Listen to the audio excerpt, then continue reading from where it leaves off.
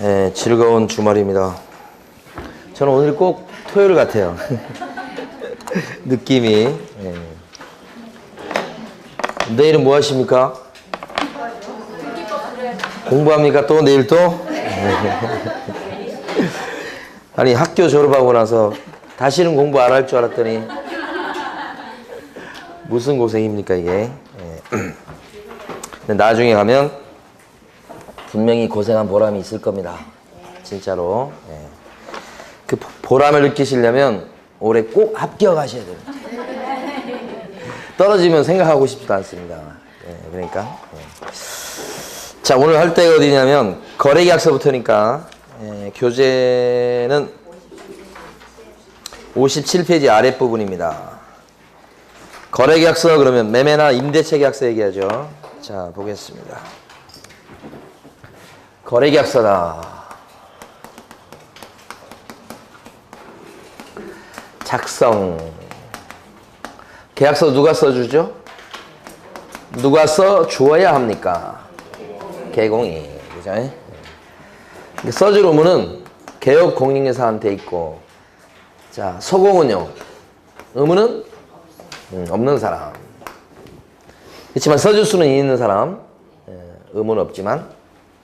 자, 그때 이제 개공이면 이게 법인이다 그러면 누가 써줄까요? 법인이라면 누가 써줘야 되겠고, 계약서? 대표자. 분사무소라면 책임자. 이렇게 되는 거죠.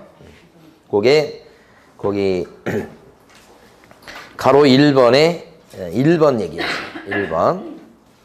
근데 문제는 계약서를 부동산 사장님이 손님이 오니까 그 내용도 확인도 안 하고 그냥 써준 거야. 그 중개업소 사장님 명판도 집어넣고 도장도 찍고 확인설명서도 적어주고 이렇게 해서 써줬는데 그 써간 사람이 전세계약서인데 사기꾼들이야. 그래서 전세 얻은 사람과 전세 놓는 사람들이 둘 다 사기꾼. 그래서 있지도 않은 계약서를 써준 거예요. 그걸 가지고 뭐 확정일자도 받고 그걸 갖고 대법원에 가서 대출 신청을 해서 대출을 받은 거야. 안 갚았겠죠. 안 갚았겠지. 그래서 이제 대법원에서 사기당한 거야.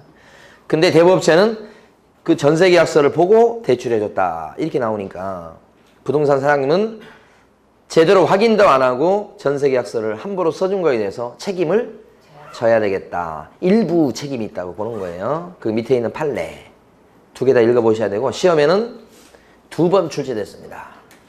첫 번째 판례 한번 읽어볼게요. 판사가 부동산 사장님을 나무라는 표현입니다. 개업공인중개사는 중개가 완성된 때만 거래계약서 등을 작성 교부해야 되고 중개를 안 했는데도 함부로 계약서 등을 함부로라는 표현이 뼈아픈 표현이에요.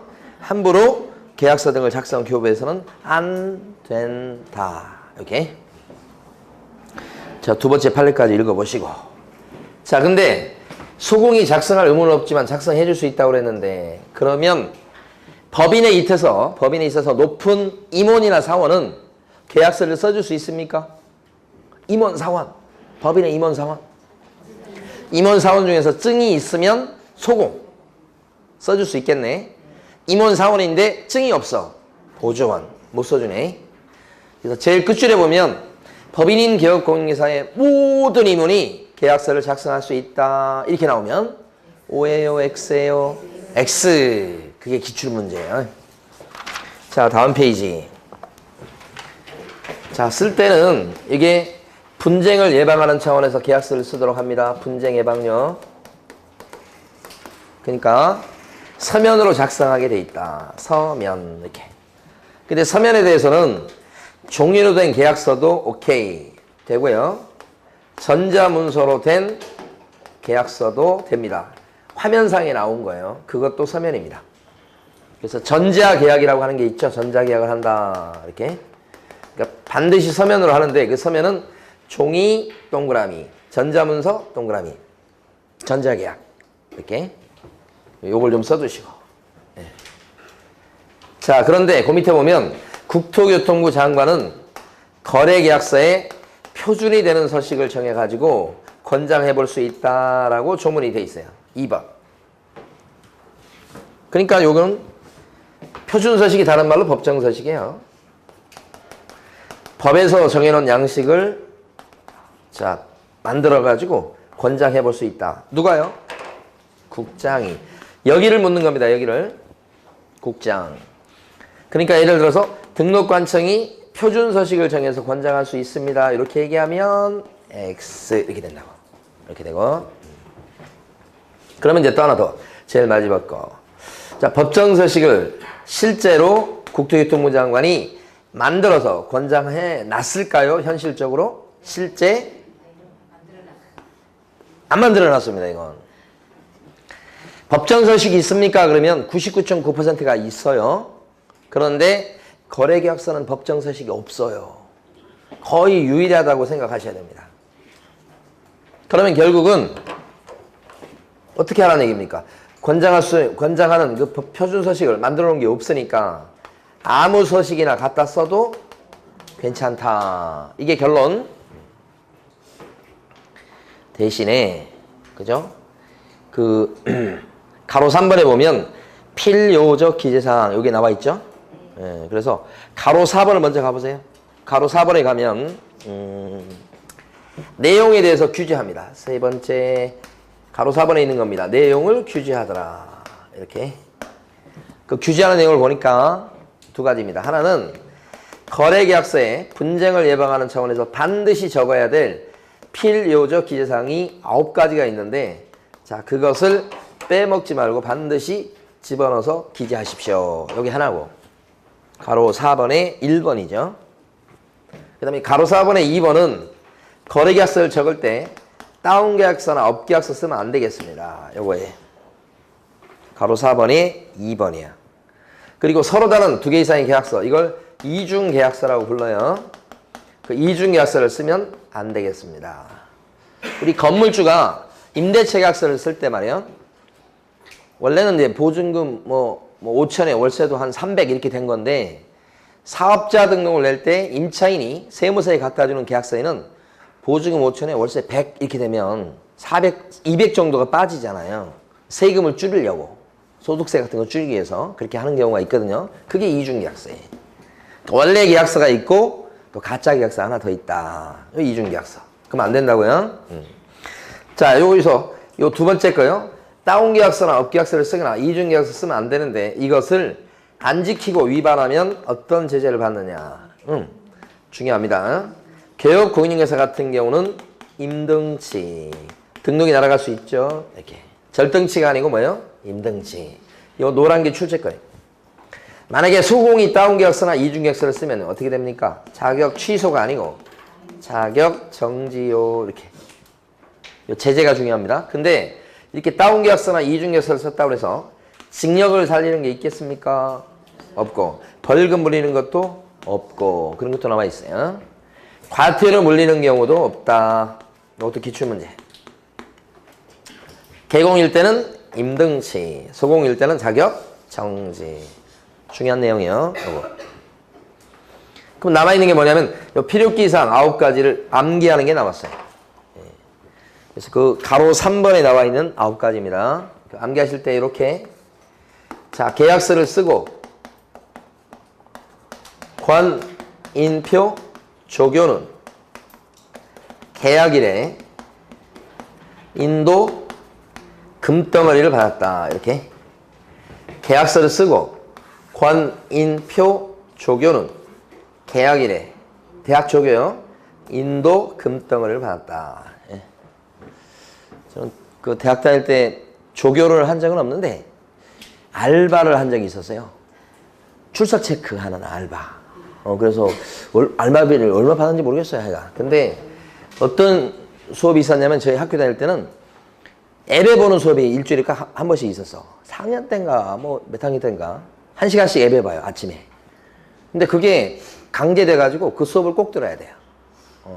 그 빠지게 되면 필수 과목이랑 이 졸업이 안 되는 거예요. 그러니까 사람들이 그걸 채플이라고 하는데 와서 수업을 꼭 들어야 돼. 근데 그건 이제 출석 체크하는 걸 제가 위에서 이렇게 왔다 안 왔다 이거 하는 알바를 했었어요. 그게 그래도 그 사회에서는 조그마한 권력이 돼요. 와가지고 이제 부탁하잖아요. 사정이 있어서 딴 약속 있어 가야 되니까 좀 봐달라고 하면서 출석한 걸로 해달라고 오잖아. 줄 서요. 와가지고 해달라고. 그러면 여학생이 와가지고 해달라고 그러면 알았다고. 이렇게 남학생이 와서 해달라고. 모르겠는데? 그랬던 기억이 납니다. 근데 어떤 사람은 아예 그냥 한 학기를 다 빠지더라고. 그리고 맨날 와가지고 음료수 갖다 주면서 부탁하고. 안 들어줄 수 있어요, 또? 들어줘야지. 그 조교 이런 겁니다. 자, 권자는 뭐냐 그러면 권리 이전의 내용. 요게 뭐냐면 융자가 끼었을 때 융자를 승계하는 조건으로 집을 살 건지 갚고 살 건지를 세부적으로 결정하는 걸 얘기합니다. 승계냐 상환이냐 이런 거. 이게 권리 이전의 내용입니다. 그러니까 권리 이전의 내용은 무수히 많아요. 그중에 대표적인 사례가 바로 그거. 그 다음에 인자라고 하는 것은 인적 사항이겠죠. 표자는요. 물건의 표시니까 뭐 소재지, 주소 얘기하는 겁니다. 소재지. 그 다음에 이제 지목이나 면적 이런 거.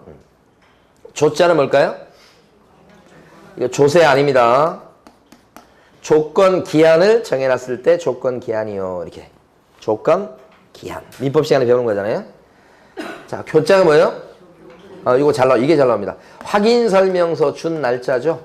확인 설명서에 교부 일자 이렇게 교부 일자 이렇게 확인 설명서 교부 일자. 예를 들어서 확인 설명서 준 날짜가 7월 1일이다 그러면 요거 적으라는 얘기야. 근데 확인 설명서는 언제 주죠? 교부하죠? 계약서 쓴 날이에요. 그러니까 계약일이 7월 1일이면 확인 설명서 교부한 날짜도 7월 1일 이렇게 돼야 돼. 이 날하고 이 날이 같아야 되는 거예요. 계약서에 요것도 나오고 이것도 나오고. 인도는 뭘까요? 물건의 인도 일시, 인도 일시 이렇게. 그러니까 부동산에 대해서 점유 이전하는 것을 방 빼는 것을 이런 뜻. 점유 이전하는 것을 하는 날하고 시간을 얘기해요. 순 우리말로 하면 이산 날짜 이거예요. 그러니까 분쟁을 예방하는 차원에서 이산 날짜가 구체적으로 언제인지를 명시하라 이런 뜻이고, 그 다음에 금자 이것도 또 중요하죠. 요게 거래 금액 같은 거예요. 합의된 거래 금액 이런 거. 그 다음에 계약 금액이 들어간다는 것 요거 꼭 알아두셔야 됩니다. 계약 금액 별표해 두시고, 요 금자 들어가는 것 중에서 뭐예요? 계약 금액. 그런데 금자 들어가는 것 중에 뭐가 있냐면 거래 예정 금액이라고 하는 게 있어요. 예정 금액 이렇게. 요건 예자를 따서 암기한 거예요. 그러니까 그 아파트가 32평인데 6억에 나왔다. 그러면 그 예정가예요. 6억이 나왔을 때 진짜 6억에 거래될 수도 있지만 실제 거래되기는 5억 8천에 거래가 됐다. 그러면 그게 거래 금액이에요. 이게 합의된 거고, 예정 금액은 어떻게 된 겁니까? 이것은 일단 나온 금액이에요. 같지 않죠? 계약서에 적을 건 예정가가 아니고 뭐죠? 합의된 거래 금액. 그죠? 그 다음에 그 지급일자 이런 거. 또 뭐가 있냐면 기타 약정사항. 여기까지가 사실은 금자까지가 요게 한 8가지예요. 위에가. 근데 아까 9가지로 말씀드렸어요. 나머지 하나가 뭐냐? 기타 특약사항. 그러니까 특약사항 중에서 이제 뭐 굉장히 다양하겠죠. 근데 이런 게 있단 말입니다. 특약 중에 세입자한테 이제 임대차 계약을 체결하면서 세입자가 여기 이제 주방에서 요 싱크대하고 그 다음에 앞에 들어왔을 때 뭐 신발장 그 부분을 고쳐주면 계약하겠다고 이렇게 하니까 주인이 이 사람 들어올 때까지 고쳐주겠다 이런 식으로. 그것도 특약사항에 적을 수 있죠. 그거 이거예요. 그거 기타 약정사항이에요. 특약사항. 응? 그러니까 많이 있어요. 이건요. 있을 수 있는 거예요. 총 9가지죠. 그런데 거래계약서에 기재할 사항 중에 보면 중개보수 이런 거 있습니까? 없습니다. 중개보수 없죠. 그래서 제일 밑에 보시면 그 가로 3번은 제일 밑에요. 중개보수 및 실비의 금액과 산출 내역 이런 건 기재사항이 아니죠. 제일 끝에 예정 금액도 기재사항 아니죠. 그래서 요 거래계약서의 필기사항 요걸 꼭 기억을 해두시고 암기하시고, 시험 문제에서 출제될 비중으로 봤을 때 별 3개까지 중에서 3개짜리입니다. 이거. 그러니까 반드시 암기하실 내용이죠. 자, 작성 끝났습니다.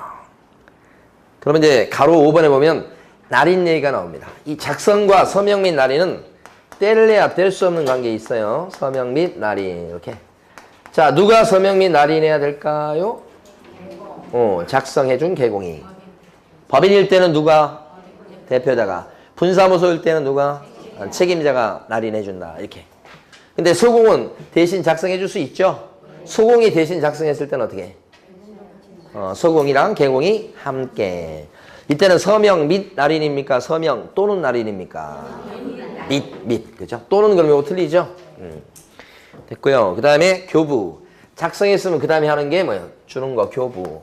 매매계약서를 이쪽 저쪽 양쪽에 다 주겠죠? 쌍방한테 교부한다. 그런 매매계약서나 임대차계약서를 써줄 때 같이 주게 돼 있는 서류가 두 개가 있고, 두 개가 확보돼야 된다. 확인 뭐죠? 같이 주게 돼 있는 거. 확인설명서. 또 하나가 보자인데 보증관계증서 사본. 보증관계증서라는 것은 업소에 걸려있는 공제증서나 보험증서, 복사 뜬 거 얘기합니다. 같이 껴서 주라 이렇게. 그리고 나서 보존하죠. 보존기간이 제일 중요합니다. 거래계약서의 보존기간은 몇 년? 5년입니다. 이때는 원본 보존해도 되고요. 사본만 보존해도 됩니다. 아니면 전자문서로 보존해도 됩니다. 셋 중에 아무거나도 된다 이런 뜻이에요. 다만 예외적으로 공인전자문서센터에 보관하는 그런 경우는 그때는 별도로 뭐예요? 따로 서류를 보관할 필요가 없다. 예외가 있긴 합니다. 그러니까 이 거래계약서를 갖다가 원본 또는 사본 또는 전자문서를 갖다가 반드시 자기 스스로 보존할 건 아니고 전자문서 센터에다가 보관시키는 경우는 예외적으로 자기는 보관할 필요가 없다. 그런 예외가 있다는 것까지 봐두시고, 이것도 작년 겨울에 새로 만들어진 조문이니까 우리 시험 문제 지문에는 반드시 등장할 내용이에요. 네, 자, 됐습니다. 하시면 이번에는 손해배상 책임하고요. 보증 설정 여기.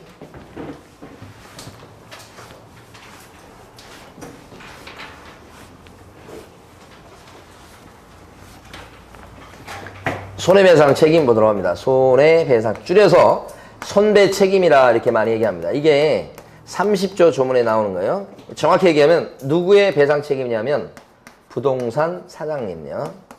이렇게. 손해배상 책임이 생기는 30조 조문을 보면 일단은 행위가 저질러져야 됩니다. 행위. 그 다음에 손해가 발생해야 됩니다. 손해. 그리고 행위 때문에 손해가 발생했어야 되고, 그러면 손해 입은 사람은 저지른 사람한테 물어달라고 할 수 있다. 물어주시오. 이렇게. 요게 뭐예요? 손해배상 청구예요. 요게. 그래서 여기서 이제 저지른 행위를 저지른 사람은 누구냐? 개공이죠. 피해본 사람은 누구냐? 손님인 거래 당사자 이렇게 됩니다. 그럼 이제 부동산 사장님은 어떤 행위를 했을 때 책임지라고 30조에 써져 있냐? 두 가지 행위입니다. 하나는 중개행위. 그러니까 이 중개행위는 소개하는 거 얘기합니다. 중개행위. 또 하나는 책임지게 되어 있는 두 번째 행위는 사무소 뭐예요? 제공행위. 이렇게 두 가지. 중개행위, 그 다음에 사무소 제공행위. 두 가지 행위를 해서 당사자한테 재산상의 손해를 입혔다. 그렇게 되면 그때는 배상 책임을 져야 되겠다. 그치? 아니, 저희 어머님 생신이 이제 곧 다가옵니다. 그래서 저희 집사람한테 이제 일요일 날 시댁에 생신이고 그러니까 가자 그러니까 간다고 얘기를 해서 다 이제 일정을 잡아놨는데 갑자기 어제 저녁에 조건을 내세웁니다. 일단 금전적인 보상을 요구합니다. 그래서 어제 저녁에 갑자기 돈을 요구해요. 그래서 그게 돈이 무슨 돈이야 그랬더니 위자료래요. 응? 갔을 때 정신적 충격에 따른 그러면서 돈을 요구해서 제가 할 수 없이 가기로는 돼 있고 안 가면 또 그렇고 그래서 뜯겼습니다. 돈을. 그때 그 위자료라고 하는 것은 정신적 충격에 따른 손해를 얘기하는 겁니다. 여기서는 위자료는 손해배상 범위에 안 들어갑니다. 어떤 것만 들어가요? 재산상 손해. 그죠? 그러니까 저희 집사람 같은 경우는 재산상 손해는 있을 수가 없어. 그죠? 거기 갔다 왔다고. 그죠? 그냥 정신적인 그런 스트레스밖에 없는 거지. 그러니까 이게 지금까지 나온 적은 없지만 정신적 손해는 개업 공인중개사가 물어줄 책임이 있어요, 없어요? 없어요. 정신적 손해를 제가 물어줄 책임이 있어요, 없어요? 있어요? 없다니까 그러네. 자, 이건 빠진다 이거지. 금전적인 손해만 물어주는 거예요. 자, 근데 이제 여기가 중요합니다. 중개행위는 소개하면서 잘못 소개했다 이렇게 되잖아요. 잘못 설명했다. 누수 부분이 있는데 설명을 안 해줘 버린 거야. 실수네, 실수. 알고도 설명 안 한 게 아니고 몰랐어. 예, 이렇게. 그럼 잘못 설명했다. 그에 따라서 손해가 났다. 물어줘야지. 예, 요거. 이때는 개업 공인중개사한테 고의 또는 과실이 있는 겁니다. 잘못이 있는 거고. 대부분 이쪽이죠. 근데 요게 있어요, 요게. 시험에 이쪽 참 잘 나옵니다. 사무소 제공은 원래 중개사무실의 주인은 개공 A인데 그러니까 A의 증이 막 걸려 있잖아요. 걸려 있는데 A가 직접 운영하지 않고 이렇게 C한테 맡겨가지고 운영했던 거예요. 근데 C가 이제 무자격자에 보통. 근데 B한테 피해를 준 거지. 그럼 B 입장에서는 배상 청구를 이렇게 하는 거예요. C한테 물으라고 하는 거지 원래. 그런데 A한테까지 쳐들어갈 수 있도록 했다. 요것이 요거야. A는 왜 그런 거예요? A가 사무실을 빌려주는 바람에 이 사람이 사고를 쳤다 이렇게 보는 거예요. 그러니까 이럴 때 A는 B한테 직접 잘못한 건 없잖아요. 그러니까 이럴 때는 개업 공인중개사한테 고의 과실이 없을지라도 사무실을 맡겼다는 그 이유만 갖고도 책임지게 돼 있어요. 여기가. 그러니까 이런 책임을 무과실 책임이다 이렇게 불러요. 그래서 시험 문제 지문에서 두 가지 책임이 있는데 두 가지 책임 중에서 밑에 있는 사무소 제공에 따른 요 무과실 책임이 시험에 잘 나옵니다. 지문에. 실무에는 이거 별로 없어요. 다 이거지 거의. 그런데 시험에는 오히려 이게 이렇게. 자, 그러니까 두 차이점 하나 두셔야 돼요. 이게 30조에서 이게 1항이에요. 1항. 첫 번째 항. 그 다음에 2항에 나온 책임이에요. 자, 두 번째. 중개행위 책임이 중요해요. 어쨌거나. 이건 부인할 수가 없어. 위에 거. 그러면 중개행위가 뭐냐? 요것이 이제 중요합니다. 그래서 문제가 됐던 게 부동산 사장님이 막 사기치는 경우가 있어요. 부동산 사장님이 횡령하는 그런 일이 벌어지고 막 그럴 경우가 있어요. 그랬을 때도 책임지는 게 맞습니다, 여기가. 책임지려고 했더니 요것은 여기에 무조건 들어가야 되겠어요. 이 사기나 횡령한 건 이건 아니기 때문에. 그러면 여기 들어가기 위해서는 중개행위냐 아니냐를 어떻게 판단할까? 여기에 핵심. 중개행위요? 아니요? 이거 판단할 때 속마음, 주관적인 속마음을 가지고 판단하면 안 되겠더라. 속마음을 기준에 판단하면 사기칠 생각이니까 중개활동할 의사가 없어서 얘가 여기 못 들어가요. 속마음 가지고 판단하면. 그러니까 어떻게 판단합니까? 겉으로요. 사회 통념에 따라 객관적으로 판단합니다. 속마음은 사기칠 생각으로 한 겁니다. 거기 있는 세입자들을 월세인데 전부 다 전세로 돌려가지고 자기가 그 전세보증금 가지고 도망가려고 그런 거예요, 지금. 그렇지만 이제 그 활동 자체를 가만히 보면 이제 뭐 월세 올려 뭐 전세로 바꾸겠어 이런 것들이 중개활동 하는 것처럼 보이잖아요. 예, 그러니까 그런 측면에서 겉으로 봤을 때는 여기 들어갈 수가 있다. 이렇게 판단해야 된다는 얘기입니다. 다시 결론. 중개행위인지 아닌지는 사회 통념에 따라 객관적으로 판단해야 될 것이다. 그러면 사기치거나 횡령한 것도 여기 집어넣을 수 있다. 이게 제일 중요한 거. 그 다음에 뭐 또 있냐면 경매 알선행위가 또 있어요. 자, 개업 공인중개사는 경매 알선행위 할 수 있습니까?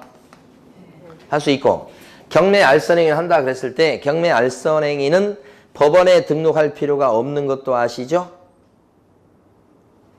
법원에 등록하지 않고도 할 수 있어. 알선은 경매 대리할 적에는 법원에 등록해야 되고 그런 거 했었죠? 그러니까 이것은 법원에 등록하지 않고도 여기서 할 수 있는데 이 경매 알선행위는 용어상으로 봤을 때는 중개입니까? 아닙니까? 용어상. 용어의 정의. 중개 아니지. 왜? 경매니까. 중개는 계약을 체결하게 만들어준 게 중개인데 여기서는 경매는 계약서 안 쓰거든. 그러니까 사실 엄밀하게 얘기하면 얘가 여기 안 들어가요, 사실은. 그런데 부동산 사장님이, 여러분 생각해보세요. 부동산 사장님이 경매 알선하다가 손님한테 피해 줬다 그러면 책임져야 될 거 아니야. 그럼 책임지는 조문은 요것밖에 없어. 그럼 책임질 때 요거 아니면 요건데 얘가 여기 들어갈 수는 없잖아. 그러니까 조금 말이 안 되긴 해도 무조건 얘도 뭐요? 여기 들어간다고 우겨야 돼요. 판사가. 그래야 우리 부동산 사장님한테 책임을 물을 수가 있게 되는 거예요. 약간 억지를 부리는 거예요. 그래서 근데 이게 맞는 거지. 법의 뜻하고 맞다고요. 책임지려고 하는 것이거든, 이 법조문은. 그래서 조금 무리하지만 집어넣는다. 이렇게. 자, 그런데 여러분이 잘 아시는 대토권이라고 하는 게 있어요. 건물이 철거될 때 택지개발 지구내에 그런 건물 지을 수 있는 땅을 받을 수 있는 자격을 준다. 공짜는 아니라고 그랬죠. 싸게. 땅 받을 자격을 줬는데 그게 대토권이에요. 근데 이 B라는 사람이 대토권이 나온다고 그래서 그걸 갖다가 웃돈을 줘가지고 산 거예요. 이거 이 사람이 소개시켰지. 그래서 부동산 사장님이 알선했어. 대토권 사고 파는 걸. 나중에 보니까 안 나와버려, 이게 이제 뭐 그 건물이 있는 그 기간 이런 거 따져가지고 나올 건데 요건이 안 돼, 이 사람이. 그래, 이거 사긴 샀어도. 그러니까 어떻게 됐냐면 대토권을 갖다가 이 사람이 소개시켰는데 안 나와서 피해본 거 맞아. 그래서 부동산 사장님 보고 너 때문에 내가 손해봤으니까 물으라고 배상 청구를 한 거예요. 그랬을 때 판례는 사장님 보고 책임지시오, 물어주시오라고 판결을 내렸을까 이 말이야. 자, 우리 판례는 잘못한 거 맞아. 근데 여기도 잘못했어. 왜냐면 대토권은 매매 자체가 불법이야, 원칙적으로. 불법적 거래를 한 사람이야. 여기도 잘못했지만 여기도 잘못했다는 거야. 그래서 이렇게 법을 위반해서 불법적 거래한 사람을 보호해줄 필요를 못 느낀다. 좀 억울해 할 수 있으나 판사 입장도 이해가 되는 부분이지. 그래서 이때는 대토권 매매 알선행위는 배상 책임을 져야 될 중개행위에 들어가지 않는다. 너무너무 중요하죠. 자, 그 다음에 여기서 보면 당사자가 입은 손해만 물어주게 돼 있죠. 그러니까 당사자가 아닌 그 밖에 제3자가 입은 손해는 개업공인중개사가 책임져 주지 않습니다. 누가 입은 손해만 물어줍니까? 당사자. 여기까지가 손해배상 책임 부분이에요. 자, 교재 정리해 보면 가로 1번의 첫 줄에 보면 중개행위 책임이에요. 이때는 개업공인중개사한테 고의나 과실이 있는 걸 전제로 하는 거예요. 그런데 첫 줄 끝에 가면 자기의 중개사무소를 타인의 중개행위 장소로 제공했다 이렇게 나오죠. 이게 사무소 제공 책임이에요. 이때는 사무실을 맡기고 빌려주었다. 그것만 갖고도 책임지게 돼 있어요. 그래서 중개행위, 사무소 제공 책임은 무과실 책임이에요. 그렇게 두 개가 다르다는 거 이해하셔야 돼요. 그 다음에 밑에 가면 가로 2번이 중개행위 책임이에요. 가로 2번 제목이 가로 2번. 그래서 1번이 뭐냐? 중개행위요 아니요 판단할 때 어떻게 판단하느냐 이 말이에요. 자, 1번의 둘째 줄 보면 진정으로 당사자를 위해서 거래를 알선 중개하는 의사를 갖고 있었냐 하는 개업공인중개사의 주관적 의사에 의해서 결정할 것이 아니라 개업공인중개사의 행위를 객관적으로 봐 사회 통념상 알선 중개를 위한 행위라고 인정되는지 여부에 따라서 결정해야 될 것이다는 가장 기본적인 판례고 가장 중요한 판례고 가장 잘 나오는 판례입니다, 이게. 그 판례 아래 밑에 보시면 전세 보증금을 편취한 사건에서도 책임지라고 했고 일종의 사기죠. 그 다음에 잔금 중에 일부를 횡령한 사건에서도 개업공인중개사가 중개행위 책임을 지라고 했고 경매 알선행위도 역대 피해본 당사자가 있을 때는 중개행위 책임을 물었었고 이 판례 아직 안 나왔습니다. 세 번째 판례 경매 알선행위 계약 체결된 이후에 잘못된 활동을 했을 때도 배상 책임을 져야 될 중개행위에 들어간다고 했고 이렇게 네 번째 판례는 있잖아요. 왜 의미가 있는가? 중개라고 하는 것은 언제까지 도와주는 걸 중개라고 그래요? 계약을 체결할 때까지 도와주는 게 중개죠.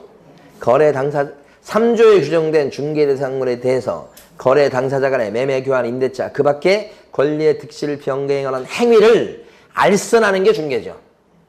그러니까 계약서 쓸 때까지 도와준 게 중개예요.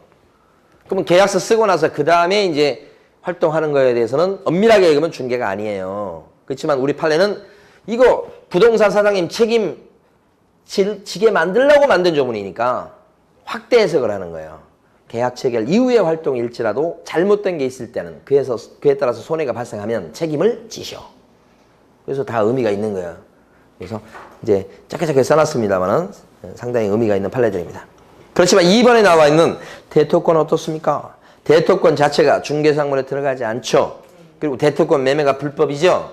따라서 대토권 매매 알선행위도 잘 못한 행위지만 그 대토권 매매를 한 그 당사자도 잘못했기 때문에 혹시 손해 입은 게 있다고 해도 그 부분에 대해서만큼은 개업공인중개사가 배상 책임을 질 행위라고 할 수는 없다는 거지. 그래서 배상 책임을 져야 될 중개 행위에는 대토권 매매 알선 행위는 들어가지 않는다. 너무너무 중요한 판례. 요게 아직 시험에 안 나왔으니까요. 나올 거라고 생각됩니다. 그 다음에 이제 가로 3번에 보면 사무소 제공 책임이다 이렇게 나와요. 특징은 개업 공인중개사한테 고의과실이 없을 때도 배상 책임 진다는 게 중요합니다. 가로 3번? 네. 1번? 네. 자, 맞는지 틀린지 한번 보십니다. 개업 공인중개사가 중개사무소를 타인의 중개 장소로 채용함으로써 거래 당사자에게 재산상 손해를 발생해 한 경우에는 개업 공인중개사한테 고의과실이 있을 때 한해서 배상 책임을 진다. 두 번 하기 힘든데. 개업 공인중개사가 중개사무소를 타인의 중개행위 장소로 제공함으로써 거래 당사자에게 재산상 손해를 입힌 경우에는 개업 공인중개사한테 고의과실이 있을 때 한해서 배상 책임을 진다. 무과실 책임이죠. 위에 건 요건 아직 안 나왔고 위에 건 나왔어요. 그 부분이. 다시요. 개업 공인중개사가 중개행위를 해서 거래 당사자에게 재산상 손해를 발생한 때는 개업 공인중개사한테 고의과실이 없어도 손해배상 책임을 진다. 다시요. 다시. 개업 공인중개사가 중개행위를 함에 있어서 거래 당사자에게 재산상 손해를 발생하게 한 경우에는 개업 공인중개사한테 고의과실이 없어도 손해배상 책임을 진다. X지, X. 요건 고의과실이 있어야 되는 부분이라고 반대로 쓰고 있잖아, 지금. 됐습니까? 네. 이제 더 이상 못해요, 진짜. 기출지문에 방금 전에 했던 것은 밑에 것도 예상해 볼 수 있는 거예요. 자, 그 다음에 이제 어디 가시냐면 가로 4번에 제3자의 손해에 대해서는 손해배상 책임이 있다고요, 없다고요? 없어요. 이거 아직 안 나왔습니다, 시험에. 당사자가 입은 손해만 물어줍니다. 제3자 나오면 X. 그 다음에 가로 6번에 보시면요. 밑줄 그어진 거. 자, 여기 손해배상 책임을 부담하는 사람은 30조에서 개업 공인중개사에 한정되므로 나왔죠?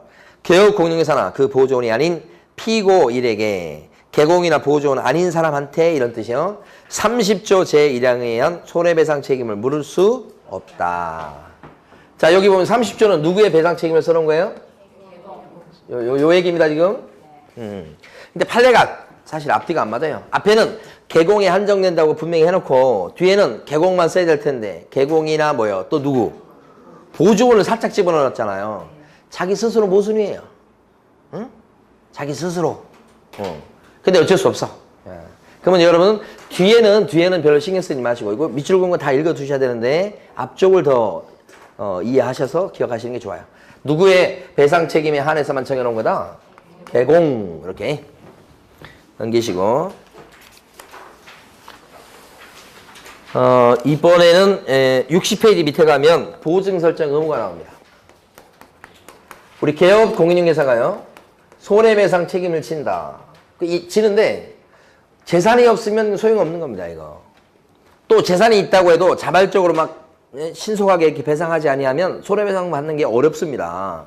그래서 하게 하는 게 보증 설정입니다. 이것도 개공이 하는 겁니다. 그리고 관청에 신고하도록 되어 있는 개업 공인중개사의 의무사항입니다. 중요한 것은 가로 1번 시기 중요합니다. 보증 설정 언제까지 해야 될까요? 시기. 업무를 개시하기 전. 이 업무 개시 전 요건 낼 때 개설 등록전이라고 되게 많이 냅니다. 업무 개시 전. 거기 당구장 표시해가지고 개설 등록전 X라고 막 써져 있죠.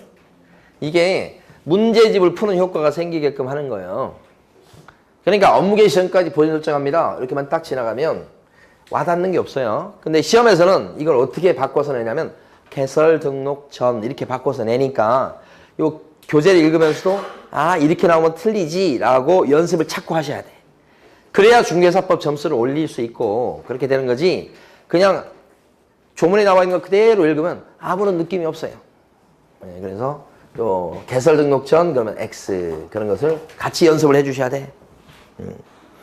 자, 그 다음에 2번에 보면 보증 설정을 해서 관청에 뭐 하도록 되어 있다고? 원칙은요? 신고. 그런데 거기 나온 것처럼 보증기관이 직접 등록관청에다가 통보했을 때는 우리 개업공인중개사가 따로 보증 설정했다고 신고할 필요가 없더라. 그런 얘기죠. 2번 지금 가로 1번에 나와 있는 1번, 2번, 3번, 4번은 하나도 뺄 게 없어요. 물론 그 중에 1번이 제일 많이 나오지만 그리고 2번이 제일 안 나오는 거지만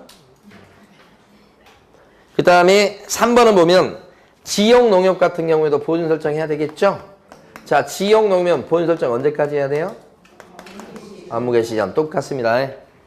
액수는 얼마예요? 미리? 3만 원 이상. 그래서 등록관청에 신고도 합니까? 안 합니까? 신고? 해야 됩니다. 원래 지역농협은 등록 안 하고도 농지 중개할 수 있는 거예요. 원래 지역농협은 등록이 면제돼 있어요. 그렇지만 보증 설정을 해야 됩니다. 보증 설정을 면제받는 경우는 없다고 아셔야 돼. 그러니까 지역농협일지라도 보증 설정을 해야 된다. 예? 그것이 3번. 4번이고요. 아직 시험에 안 나왔지만 너무 중요합니다.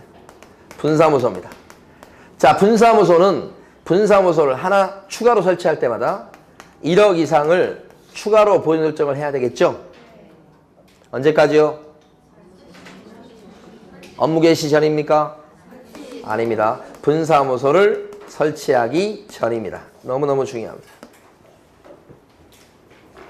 그러니까 분사무소 같은 경우에 업무 개시 전까지 1억 원 이상 보증 설정합니다. 그러면 X예요. 업무 개시 전이 아니고 설치 신고 전. 그래서 분사무 설치 신고할 때 구비 서류가 어떻게 됐냐? 그러면 설치 신고할 때 구비 서류가 실사 보고가 들어갔어요. 그러니까 분사무 설치 신고하러 갈 때는 이미 보증 설정이 미리 돼 있어야 된다는 얘기입니다. 그게 설치 신고 전 이런 말이에요. 그러니까 요것은 업무 개시 전 그러면 여기서는 틀려. 아직 시험에 안 나왔지만 나오면 대단히 어려운 게 됩니다. 그래서 여기 가로 1번은 다 중요하지만 네, 특히 1번, 3번, 4번 중요합니다. 그 다음에 오른쪽에 가면 보증 설정 방법이 3가지가 써져 있죠. 보증보험, 공제, 공탁. 근데 공탁은 실제 1억 또는 2억을 현금이나 또는 유가증권으로 묻어놔야 되는 거죠. 이용이 잘 안 됩니다. 근데 공탁의 특징 하나 알아두셔야 돼요. 공탁은 현실적으로 1억, 2억을 묻어놓으니까 혹시 개업공인중개사가 관뒀거나 또는 개업공인중개사가 돌아가시게 되면 그 공탁금은 그분 돈이잖아. 개공 돈이기 때문에 상속이 이루어지거나 그 개업공인중개사가 관두고 폐업하면 찾아갈 수 있어야 되죠. 그렇지만 이제 손해보는 그 피해 당사자가 나중에라도 나올 수 있기 때문에 공탁을 해놨을 때는 이 공탁금은 몇 년 동안은 회수를 못하게 합니까? 3년간은 회수를 제한합니다. 그죠? 요 3년 물어봅니다. 3년. 그죠? 우리 이제 사람이 요 3자라는 숫자 되게 좋아하는 것 같아요. 보통 3년이 되게 많죠? 5년 이런 거, 5년도 있네. 그 다음에 많이 나오는 게 또 7년 아닙니까? 7이라는 숫자 그 다음에 되게 많이 나와요. 하다 보면 숫자 중에. 일주일도 7일이잖아요. 저는 기가 막힌 게 어떻게 일주일 7일 해가지고 이렇게 계속 이렇게 7일씩 끊어서 이렇게 이렇게 날짜를 계산하려고 했는지가 참 이게 기가 막히는 거예요. 어떻게 이게 누가 발명했을까 이거? 이거 없으면 전 죽을 것 같아요. 그렇잖아요 지금. 오늘은 며칠째입니까? 12,430. 세다가 죽겠어. 근데 우리는 딱 일주일씩 하니까 그 리듬이 생기잖아. 리듬이. 진짜 이것 때문에 사는 것 같아 사람이. 자, 이거 왜 이게 숫자를 이렇게 좋아할까? 3, 7 이런 숫자 좋아하는 거 보면 궁금해 죽겠어요. 이게. 자, 요 3자 잘 나오고. 그 다음에, 자, 세 번째 보면 보증 설정한 금액인데, 금액은 잘 아실 거예요. 자, 개인 같은 경우는 1억, 법인은 2억 이상. 그런데 여기서는 핵심은 법인 같은 경우 분사무소 추가 설치하면 1억 이상 추가하는 거 아시죠? 그럼 분사무소를 만약에 5개 거느리고 있다. 그러면 최소 얼마를 설정해야 됩니까? 7억입니다. 5억 그러면 안 되고 주된 사무소 몫으로 2억 이상 해야 되는 걸 꼭 생각하셔야 돼요. 이거 3번 나온 겁니다. 자, 그 다음에 지역농협 같은 특수법인도 보증 설정해서 신고하라고 그랬죠. 근데 액수가 아까 얼마요? 1천만 원 이상. 액수가 좀 다르죠. 네, 그래서 여기까지. 간혹 나옵니다. 요거 지역 농협은. 자, 그 다음에 밑에 가시면 기간 넘어가고요. 밑에 변경 나옵니다. 변경. 네 번째. 보증의 설정 방법을 바꾸는 걸 얘기합니다.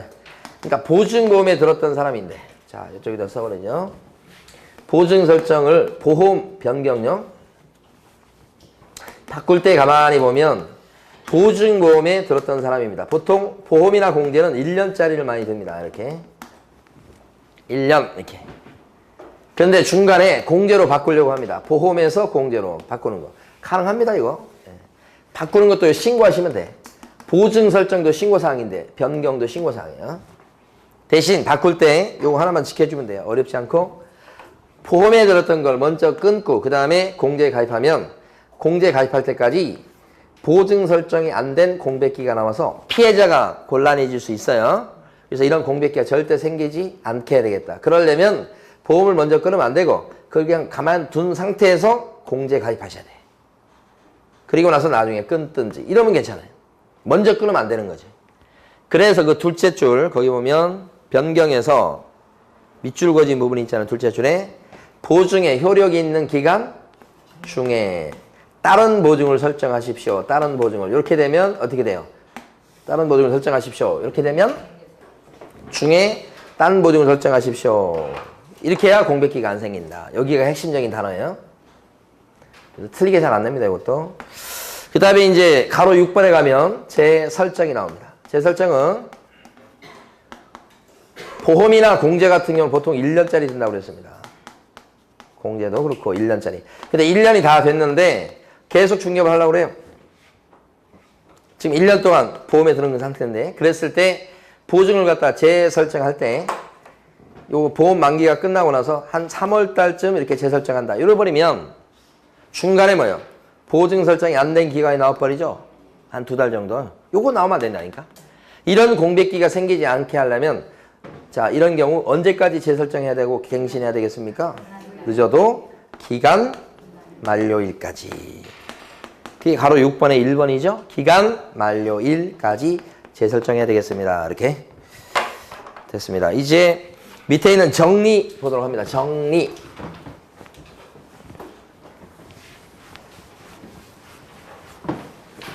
자, 뭐냐면 질문 드려볼게요. 체크하기 전에. 중개 대상물에 대한 확인 설명은 언제 하는 거죠? 부동산 사장님이 개공이 중개가 완성되기 전입니까? 완성된 때입니까? 확인 설명 언제 하는 거예요? 이걸 모르면 밑에 걸 설명 못 하는데. 완성되기 전입니다. 아니, 중개 완성이 계약 처결이잖아요. 계약서 쓰기 전에 설명을 미리 해야지. 빚이 많다고. 계약서를 다 쓰고 나서 근데 빚이 좀 많아요. 이렇게 하면 안 되잖아요. 전이잖아요. 전. 자, 근데 이것도 중요하지만 지금 보는 보증 내용을 개업공인회사가 손님한테 설명하는 게 있어요. 보증 내용. 나 1억짜리 보험에 들었다. 이런 거요. 이거 언제 설명하는 거예요? 중개가 완성된 때입니까? 완성되기 전입니까?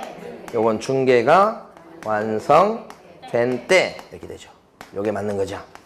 그럼 이걸 갖다가 이제 위하고 비교했을 때 틀리게 된다면 똑같죠? 이쪽 아랫부분을 더 주목하셔야 됩니다. 이제 자, 보증 내용 설명을 중개가 개시하기 전에 설명합니다. 그러면 X. 이게 맞을 것도 같아요. 개시하기 전에 나 1억짜리 보험에 들었습니다라고 설명해 주는 건데 그게 맞을 것도 같은데 문이에요. 이거. 자, 중개가 완성되기 전 설명한다. 이거 뭐가 맞는 거예요? 완성된 때. 그죠? 여기가 핵심. 그래서 그 박스 정리 중에서 3번에 보시면 밑줄 그어진 부분이 있죠. 큰 별표 하시고요. 최근에 2번이나 나왔고 다시 나올 겁니다. 고쳐서 이제는 중개 완성되기 전이라고 나올 가능성이 되게 높아요. 완성되기 전이 아니고 완성된 때. 다른 건 필요 없어요. 넘어가시고 보증금 지급 청구 절차가 남았습니다. 우리 교재에는 62페이지. 이걸 제가 칠판에서 세 가지를 빨리 설명드립니다. 3번. 보증금 지급 청구하는 절차다. 부동산 사장님이 계십니다. 개공. 중개활동을 할 수가 있겠는데 중개활동을 개시하기 전에 사고에 대비해서 개업공인회사는 보증 설정하도록 돼 있고 보증 설정하는 방법은 세 가지. 보증보험, 공제, 공탁. 공탁도 있죠? 자, 그래서 보증기관을 만들어 놓으면 드디어 일을 시작. 근데 일을 하다가 보면 손님, 당사자한테 피해를 줄 수 있죠. 사고 쳤다, 이렇게 돼. 사고 쳤다, 이렇게. 그러면 당사자가요, 개업공인회사한테 이렇게 뭐 할 수 있냐면 물원 이슈할 수 있어요. 손해배상 청구, 이렇게. 손해배상 청구하는데 개업공인회사가 재산이 없거나 있다고 해도 자발적으로 막 물어주려고 적극적으로 이렇게 나오지 않으면 손해배상 받는 게 쉽지 않기 때문에 그래서 보증기관을 만들어 놓은 거예요. 언제까지 설정한다고요? 시기, 업무 개시 전 이렇게. 그래서 당사자는 여기 가가지고 쉽게 손해배상금을 받기 위해서 지급 청구할 수 있고 그러면 보증기관은 지급을 합니다. 일단 이렇게. 그러니까 손해배상을 갖다가 여기서 받는 것보다 이렇게 만들어 놓으면 여기서 받는 게 쉽다 이런 거예요. 그러려면 당사자는 여기 가서 돈 달라고 할 때 빈손으로 가면 안 됩니다. 그래서 손해배상 청구를 막 했을 때 재판 가지 않았지만 A가 물어주겠다고 막 자기가 약속하는 경우가 있어요. 손해배상에 대해서 합의하는 경우. 그러면 이 합의서를 들고 가면 되고 그게 아니고 이제 재판 걸렸다 그러면 끝까지 가지 않고 중간에 화해나 또는 조정을 통해서 끝나는 수가 있어요. 그때는 법원에서 조서를 만들어 놓습니다. 이걸 가지고 가는 방법이 있고 자, 세 번째는 끝까지 가면 판결 나오겠죠. 누가 얼마큼 잘못했다 이런 식으로 그 판결문 사본을 들고 가는 수가 있다. 누가요? 당사자가 누구한테? 보증기관에 이런 식으로 이렇게 지급 청구를 한다고요. 이거 들고 와야 됩니다. 빈손으로 가면 안 되고 셋 중에 아무거나도 하나 들고 와야 돼. 그러면 여기서는 돈을 줘요. 자, 첫 번째 중요한 거. 요때 만약에 공인중개사인 개공에서 1억을 설정했는데 판결문 사본을 들고 왔어요. 1억 5천을 지급하라고 판결이 났다 그러면 1억 5천짜리를 들고 갔겠죠. 그러면 이 보증기관은 얼마 줘요? 1억 주고 끝이다. 그죠? 왜냐면 자기는 1억까지면 책임진다고 했으니까. 그럼 나머지 5천은요. 누구한테 받아야 돼요? 할 수 없이 좀 받기 쉽지 않겠지만 5천은 개공한테 받게 된다. 자, 중요한 게 개업공인회사는 보증 설정을 했건 안 했건 얼마를 했건 관계없이 전 손해에 대해서 책임이 있는 사람이 이 사람이에요. 그러니까 나머지 5천은 여기서 받을 수밖에 없다. 개업공인중개사가 보증 설정을 1억을 설정했다고 해서 개업공인중개사의 배상 책임이 1억으로 이 사람 배상 책임이 쭈그러드는 게 아니라 전손해. 이게 핵심. 그 다음에 두 번째는 여기 지급이 되는 순간에 이 관계는 없어지고요. 없어지고 그 다음에 보증기관이 개업공인중개사한테 이렇게 구상권을 행사할 수 있다. 구상권 이렇게. 여기가 대신 물어준 거니까요. 물어주고서 구상권 행사. 그렇죠? 자, 그런데 두 번째 중요한 포인트는 보증기관 중에 공탁기관에 1억이 묻어져 있다 그러면 1억은 이 사람 돈입니다. 거기서 지급된 거예요. 1억이. 여기 보증기관 자기 돈이 아니고 공탁기관 자기 돈이 아니고 여기서는 그러니까 공탁만큼은요. 구상권을 행사할 수가 없다. 특징이죠. 공탁기관은 구상하고는 거리가 멉니다. 이렇게. 자, 마지막 세 번째는 뭐냐? 그럼에도 불구하고 개공이 계속 중개업을 하고 싶죠? 그럼 어떻게 해야 돼요? 재설정. 이때는 지급한 요 때부터 며칠 내에 재설정이죠? 15일 이내 재설정. 15일 내 재설정 이렇게 나옵니다. 시험에서 잘 나오는 게 요 15일이 잘 나옵니다.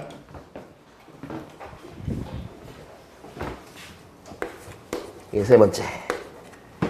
이 사고 터진 경우는 지급한 요때부터 이거 없어졌으니까 15일 내에 재설정하죠. 이거랑 기간이 만료돼서 재설정하는 경우랑 두 가지가 재설정이에요. 기간 만료로 인한 재설정의 경우에 기간 만료일까지 재설정하게 돼 있죠.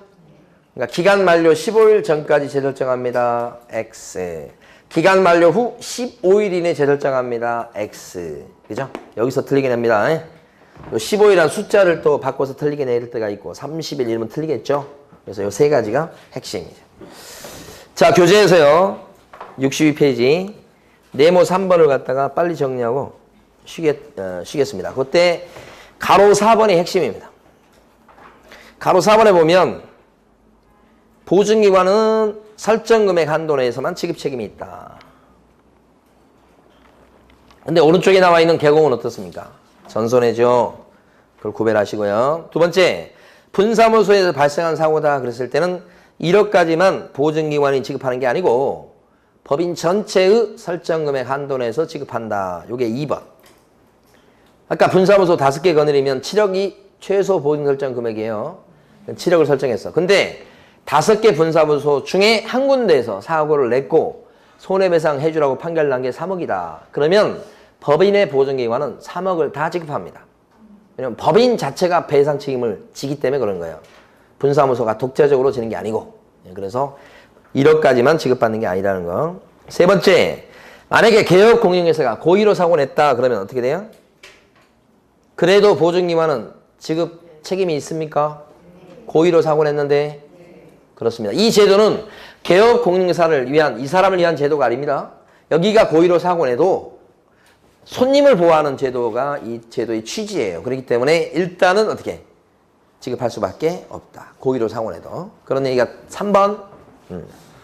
그 다음에 밑에 가시면 가로 5번에 보면 밑줄 그어진 거. 원래 보증기관은 보증금을 지급하면 어떻게 할 수 있어요? 구상권을 행사할 수 있다가 원칙. 그건 출제된 겁니다. 보증기관은 구상권을 행사합니다. 공제사업자인 협회는 개공한테 구상권 행사합니다. 지급하고서. 그런데 끝줄에 나와 있는 것처럼 공탁기관만큼은 구상권 행사할 수 없더라. 이렇게 되고요. 가로 6번에 나와 있는 것은 이렇게 사고 터져서 보증금이 이제 지급되는 이런 경우는 사후적으로 재설정을 할 수밖에 없어요. 언제까지죠? 지급한 때부터 15일 이내 재설정. 이렇게 되죠?